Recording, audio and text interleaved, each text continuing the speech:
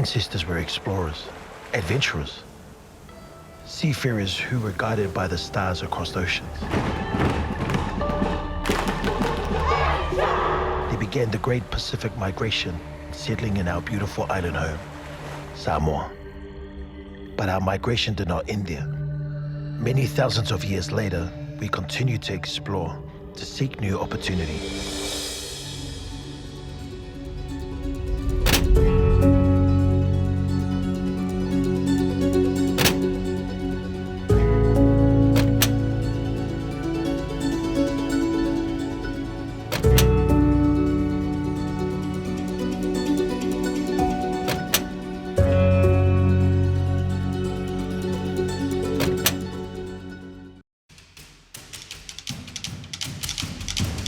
Our history in Aotearoa stretches back 120 years.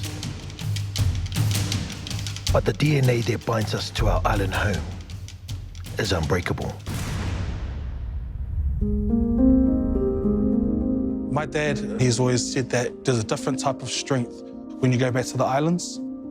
And I know that Samoa is the true essence of our culture. And that's always something I've been longing to go back and see for myself, but also understanding and learning the richness in our culture. Like the Matai system, for example, being a chief, what does that involve? You know, what is your role? How do you serve? So my dad has been a big influence in my life and his teachings, and that continues to make me want to be a better person within my culture. My dad and his moustache. In the 1980s, my parents came to New Zealand, and then I was born in 1991. I've been back to Samoa once, 2008, and it was an eye-opener. You know, you've got kids who are grateful for everything and anything that they have.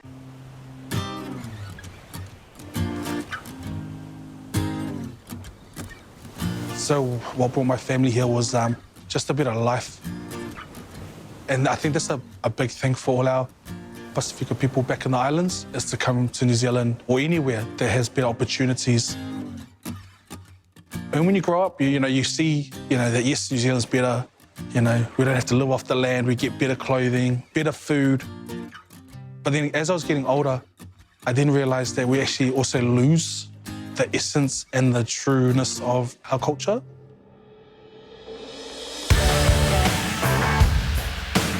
If anyone asked me who my role model was growing up, my mother was my number one. She taught us how to work hard and how to play hard. She helped us set goals and told us that anything's possible. My oldest brother started playing league when he was 9. I was 6 at the time and my younger brother was 4, and we wanted to play as well. My mum said, well, there's 5 of you and I'm a mother on a dole. If you want to play, you're going to have to work. And so we went and walked the streets delivering circulars at 6 and 4 to earn pocket money to pay for our subs, to pay for our uniforms.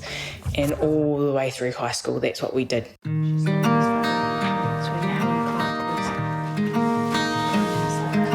Playing sport in our upbringing was massive. It started off with rugby league and turned into a touch team. Oh, pretty. That's Stacey and Heather. That's Stacey. Yeah. Oh, there's 2. How is that Auntie Heather? Look at the face. It's Auntie Heather. We come from a big family, typical Islanders. If someone represented in whatever sport, our whole family was there watching. And that was probably the thing that our family were known for, the Longapati family that played sport. I grew up in North Canterbury in Kaiapoi. Out in Kaiapoi, there were 2 families that were Pacific Island families. So a lot of our interaction only ever happened when we went and visited my dad. A lot of what I know and who I was when it came to doing anything Samoan was only ever when I was with him. I think I was 23 the first time that I played for Samoa, and that's when it really hit me about finding out who I was and where I came from and having a sense of belonging to that Samoan side.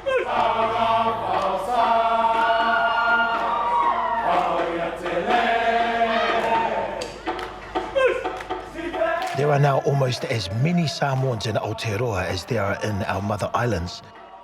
More Kiwi-born Samoans than migrants. But while further north boasts the largest Polynesian settlement in the world, here in Christchurch our community still struggles for visibility.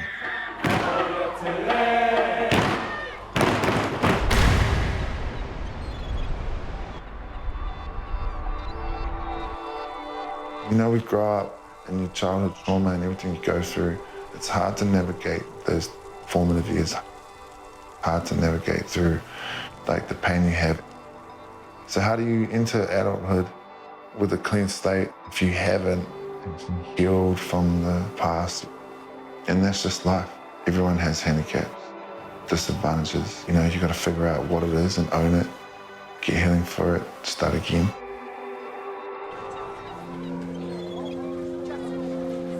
Growing up in Kashmir was an interesting dynamic. There weren't many other Samoan families. There weren't many brown faces. So in terms of like my identity, that you constantly were sort of questioning your identity.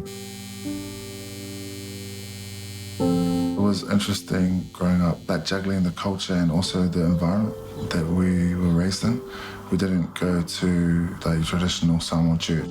And like for Samoans, I guess that's where we learn the most is, you know, within the church structure, and you know, you learn about your culture and your language. That was hard because we didn't get that. Without trying to be too political, there were like definitely some internalized racism that we had to navigate around.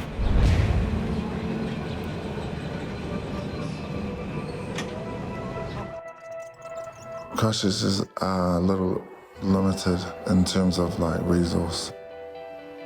You don't drive around Christchurch and see billboards of Māoris or PIs or Samoans as politicians or as lawyers or counsellors. And so, you know, there's jobs that we think are out of our reach. Get used to like sounding out, how you feeling, your emotions. Hey, what you've been going through, struggling. You don't have to get too in depth, but like a certain level of vulnerability is good. You don't have to be so vulnerable. I think the first time I ever thought, far out, I can like attain something that's like higher. That was when I saw my cousin who was running for the East board. What's it like? Hanging out fun, it makes you feel nice. And I seen her face and I thought, man, I know that girl. She's one of me, she looks like me, same color, same background. And I thought, man, that would be so empowering for our kids, inspiring for them to see that.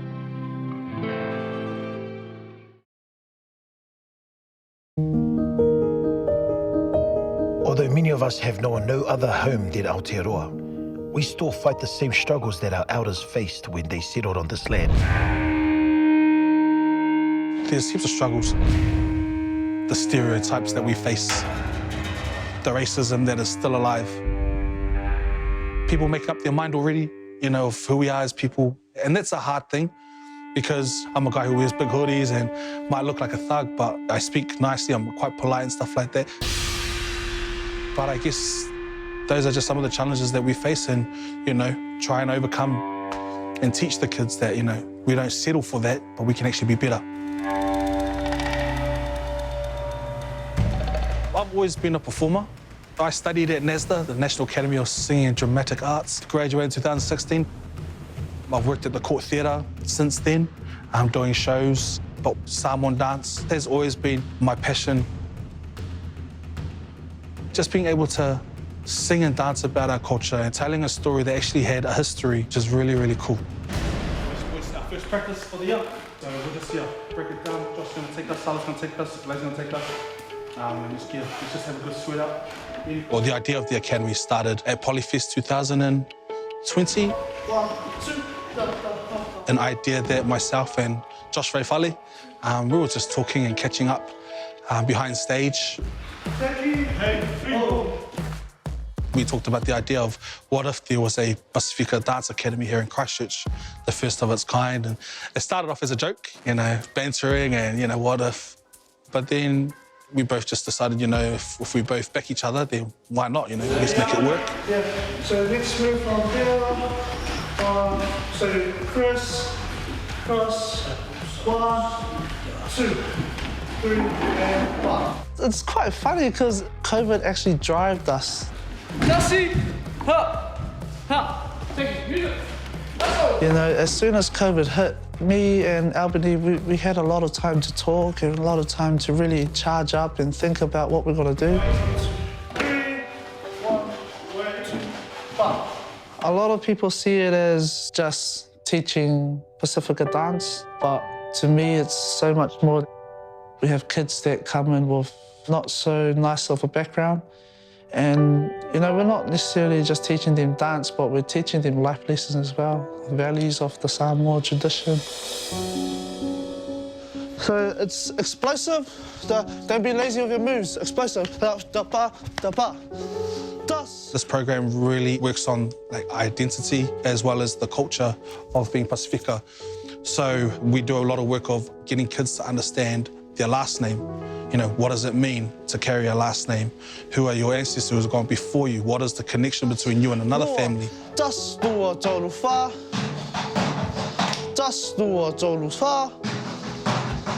And then also just the origins of our culture, why our dances are the way they are, why do we speak the language, why certain words mean certain things, and then the values, understanding who we are as Pacifica with our values, like respect, sautua, which is service.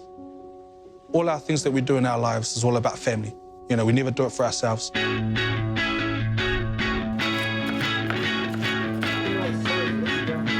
My full name is Vicky Lee Ngāwhanua Longpati, and then married to Campbell. When we'd answer the phone, we'd say, "Hello, Vicky, Logopedi speaking," and my mum would throw something at me because she'd tell us, "You need to say your name properly. You need to be proud of who you are and where you come from." One thing that we continuously tell our daughters is who they are, and where they come from, like what my mother did to me.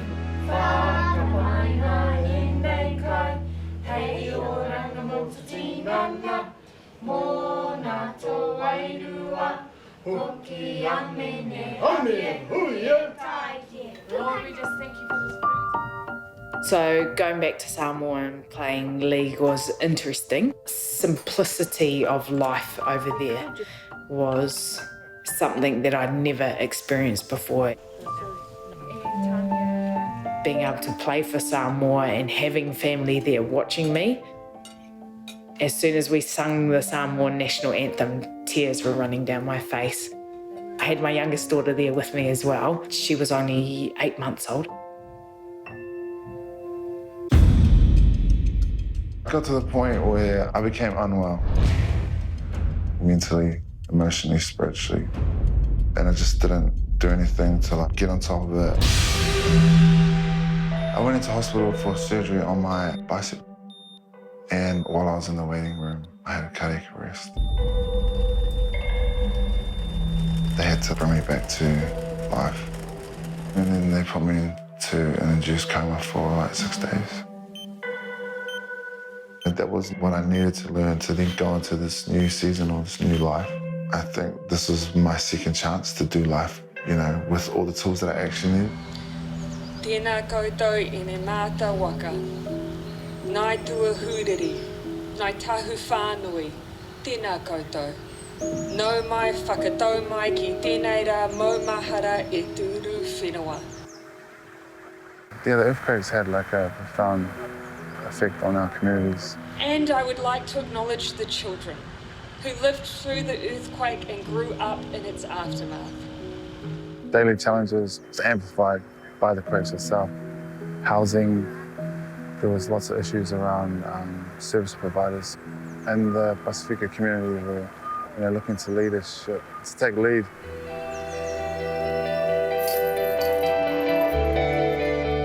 I've been working in Aranui for 7 years specifically within schools. And then in 2016, those schools shut because of the quakes. The east side, especially Aranui, was hit the hardest, I think. There were whole suburbs that disappeared overnight. And that affected the community profoundly.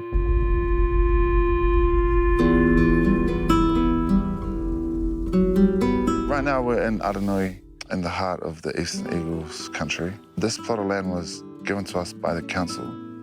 Yeah, the Eastern Eagles haven't had a rugby league club our club rooms for quite some time. The dream for us as the Eastern Eagles is to have club rooms that we can call our own and to set it up as a community hub, not just for our club, but for the whole community. I feel like the Rugby League Club is an extension of Aranui, is an extension of the identity of the whole of the East Side. Last year, I jumped on board the club as the wellbeing officer, and then there was a position for the club presidency, just so that I could implement the wellbeing strategies that we had. And so for me, I feel like it's an opportunity to really strengthen the mana of that community by strengthening the sports club. I've been given access to this community, and I feel like my job is to strengthen using resources I have, advocate for them, and then one day they'll be able to run it themselves.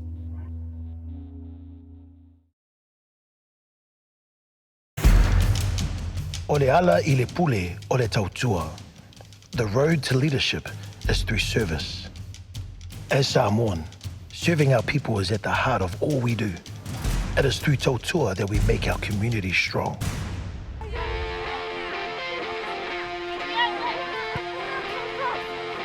I was approached by a very good Samoan friend of mine, and she had the idea of starting a league team within the community, and I could come and help as a trainer. Help train them for 6 weeks. 2 weeks before competition, she said, actually, they've asked us to put a coach's name down. We haven't found a coach. Can I put your name down? Sure. And then the second week into competition, she actually said, we've only got 12 players and we needed 13. When I signed the team up, I actually registered you as well. Had to not only train the team, coach the team, and was also playing in the team. So that's how our community rugby league team started. So still haven't put the boots away.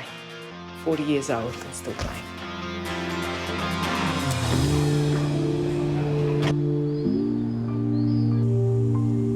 Out of the earthquakes, we were approached to work with young people, predominantly on the east side, which is Pacific community.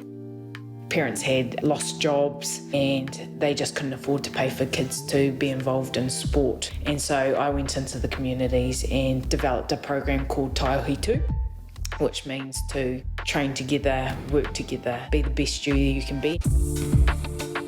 A friend saw what I was doing and said, you need to look at F45. It's exactly the same, team training, life-changing, but with adults, and they'll pay for you for your services. But today's class is GOAT.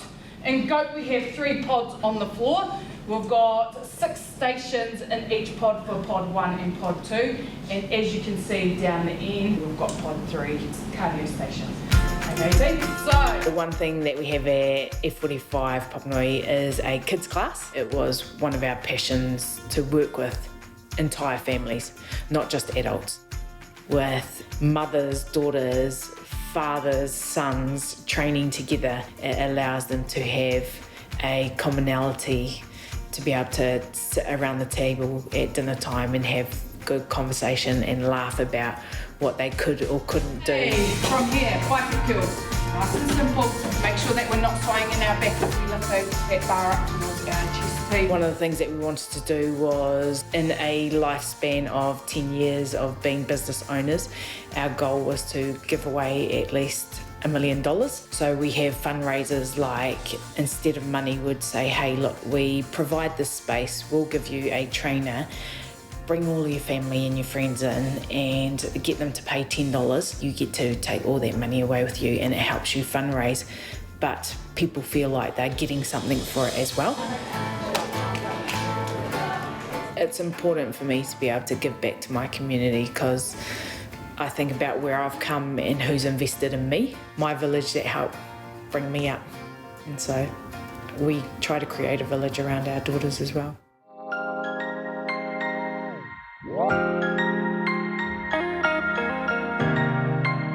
I come from a family of musicians and I started playing music at church at a young age. and then sort of grew into, you know, the hip hop scene was quite big here in Christchurch in the late 90s. And so, you know, I grew up in an environment where, you know, we had our Scribes and our Lady Sixes and Pacific Underground and all these big names, big stars that came from Christchurch and sort of rubbed off on the rest of, you know, our community. So anytime I'd hear that people were sick that I knew, I would go to the hospital and visit, going and doing worship songs in the hospital while they were unwell, and, you know, you could just see the impact it had on them. It really moved me and made me realize, man, you know, it's only music, but at the same time, it's the language that really gets their soul. It really reaches them. And I started the healing song, basically, Wade Will Trust. I think it was 2019. Yo. What's up, bro? What's up, man?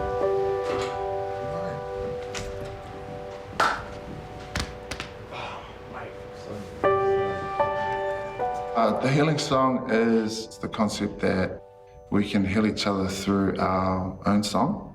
And the idea is that, like, you know, if you sing your song, whatever it is in whatever lane, those people who have the same song will hear that song and they'll be drawn to you.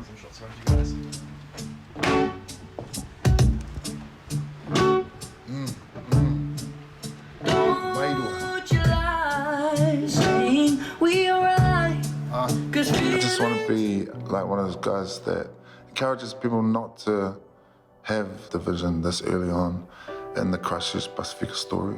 And there's been people for years and years as well who've been working hard, some real giants around here that have been like working hard for us, and like I'm standing on their shoulders and they got it to where it was, and then it's our job to get it, you know, a little bit further on. Na'o, just the first line, tas, fa.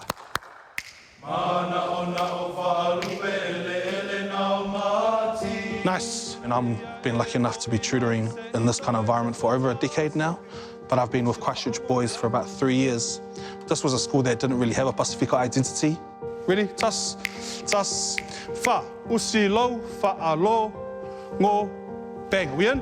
So you know how we did 2 hands before, boys? We're gonna do 1 hand, left hand, okay? Just bring it up. We've got kids who are now, you know, trying to speak their language when they're seeing each other. They love to wear their ear lava around, you know, with pride, which is awesome. And those are the small things that count.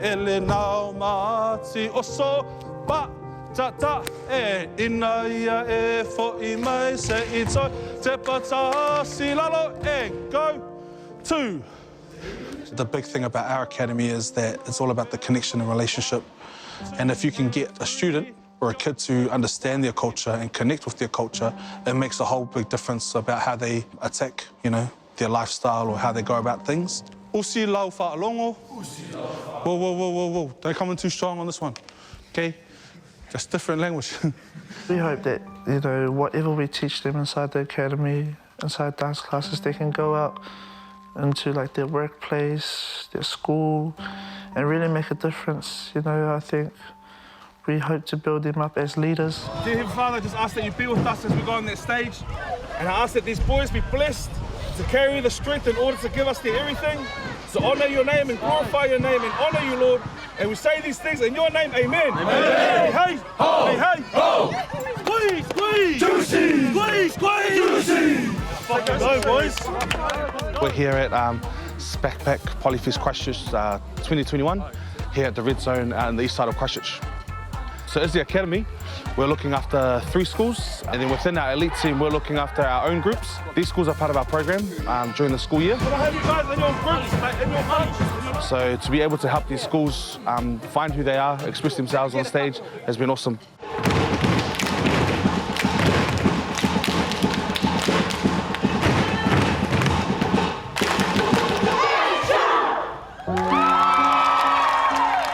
My hopes for the academy and the students, just to be able to express being Pacifica, whether you're Samoan, Tongan, Fijian, Maoli, anywhere in the Pacific Islands, just that it's okay to be brown, it's okay to be proud of who you are. You don't have to hide. Our collective story as the children of immigrants is ever evolving. As Samoans, we strive towards strong communities based on whā Samoa, maintaining our island traditions and cultures. But after 120 years of migration, we also look to the future, here in our adopted land. And we stand on the shoulders of giants who went before us.